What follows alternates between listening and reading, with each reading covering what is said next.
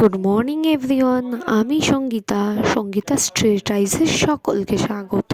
আর এই যে বাড়িতে আমি এখন বাপের বাড়িতে, মানে বাড়িতে এসে থেকে কিন্তু আর ঠিকঠাক এক্সারসাইজ করা হচ্ছে না।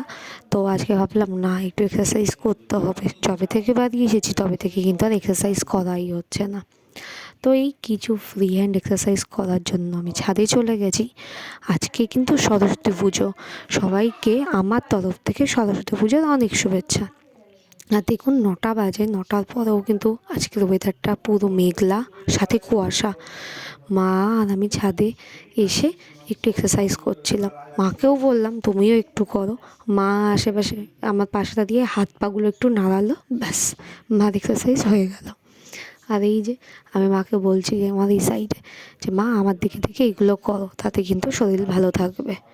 শোনে না আমার মা বলে তুই কর তুই কর। ওই আমি করলাম 15-20 মিনিট ধরে আমি একটু এক্সারসাইজ করলাম, তারপর মার সাথে কথা বলছিলাম। এই যে দেখুন আমার মা মধ্যিখানে ওই যে জামা কাপড় নাড়ছিল।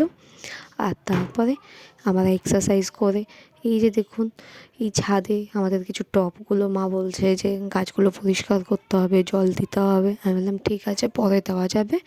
আমি মাকে বললাম বিকালের দিকে আমি আর তুমি ঠিক করব। আর ওই ইয়োগা ম্যাট আনিনি, ইয়োগা ম্যাটটা আমার ওখানেই পড়ে, তাই বলে কি এক্সারসাইজ বন্ধ করা যাবে? তো ভাবলাম এর থেকে এই এক্সারসাইজগুলোই করি, কী করা যাবে। আর